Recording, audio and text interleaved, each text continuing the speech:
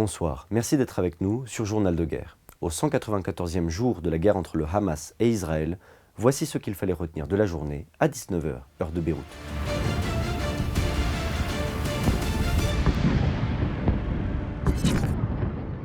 Nous commençons par un récapitulatif de la situation à la frontière libano-israélienne. La tension est de nouveau montée d'un cran mercredi entre le Hezbollah et Israël, qui a fait état de 18 blessés, dont 2 dans un état grave, dans un bombardement hezbollahi qui a ciblé une des casernes en Galilée.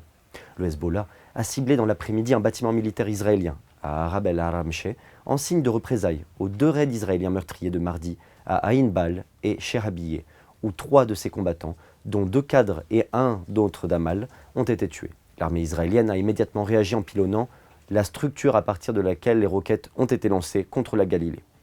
L'armée israélienne a réagi en bombardant les abords de la ville de Riyam, ainsi que la plaine qui s'étend jusqu'à Marjayoun.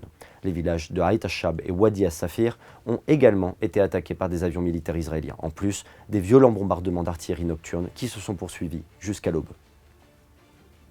À Gaza, l'armée israélienne a annoncé mercredi que son aviation avait frappé la veille, je cite, plus de 40 cibles à travers la bande de Gaza, fin de citation, et, autre citation, éliminé de nombreux terroristes, fin de citation. Benyamin Netanyahou a récusé mercredi, je cite, les allégations des organisations internationales sur une famine à Gaza, fin de citation, et a affirmé qu'Israël faisait, je cite encore, tout son possible pour la question humanitaire, fin de citation. Bilan humain depuis le début de la guerre à 19 h, heure de Beyrouth. Du côté israélien, 1200 morts sont officiellement recensés par l'État hébreu depuis le début du mois de novembre 2023, un chiffre qui n'a toujours pas évolué selon les dernières données officielles, malgré des annonces régulières de soldats tués dans les combats. L'armée israélienne a toutefois annoncé la mort de 260 soldats depuis le début de l'offensive terrestre à Gaza.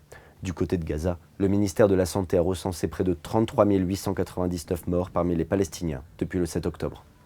En lien avec le conflit de Gaza, le corps des gardiens de la révolution islamique iranien, CGRI, a adopté des mesures d'urgence pour ses installations en Syrie, en prévision d'éventuelles représailles israéliennes à la frappe iranienne de la nuit de samedi à dimanche, selon le Wall Street Journal, qui cite un conseiller du gouvernement syrien et un activiste qui a été informé par des éléments syriens du CGRI. Sur le front diplomatique et humanitaire, le chef du Hamas, Ismail Haniyeh, rencontrera ce week-end le président turc, Recep Tayyip Erdogan, en Turquie, a annoncé mercredi ce dernier. Le Conseil de sécurité de l'ONU, par ailleurs, se prononcera jeudi sur la demande des Palestiniens de devenir un État membre à part entière des Nations Unies, selon plusieurs sources diplomatiques. Une initiative qui, sauf surprise, apparaît vouée à l'échec. Le ministre britannique des Affaires étrangères, David Cameron, a affirmé mercredi qu'Israël était décidé à riposter contre l'Iran, tout en appelant les pays du G7 à imposer, je cite, des sanctions coordonnées, fin de citation, contre Téhéran. Merci de nous avoir suivis sur Ici Beyrouth. On se retrouve demain pour un autre résumé de la situation. Vous pouvez suivre toute l'actualité concernant cette guerre sur notre site www.icibeyrouth.com sous la rubrique Guerre Israël-Hamas ainsi que sur tous nos réseaux sociaux.